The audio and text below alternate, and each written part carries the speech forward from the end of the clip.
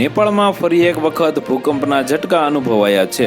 કાઠમંડુમાં આજે સવારે 4 વાગ્યે રિક્ટર સ્કેલ પર 4.1ની તીવ્રતાનો ભૂકંપ આવ્યો હતો।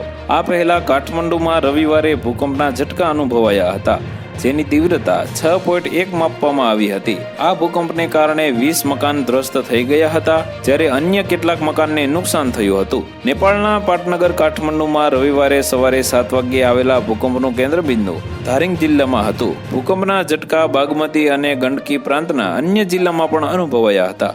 કાઠમંડુથી 90 કિલોમીટર દૂર પશ્ચિમમાં સ્થિત તાડીંગ જિલ્લાના જ્વાળામુખી દેહાત નગરપાલિકામાં 20 મકાન ધ્વસ્ત થઈ ગયા છે અને અન્ય 75 મકાન ક્ષતિગ્રસ્ત થઈ ગયા હતા। ભૂકંપ આવવાનું કારણ ધરતી ઉપરની સપાટી 7 ટેક્ટોનિક પ્લેટથી બનેલી છે।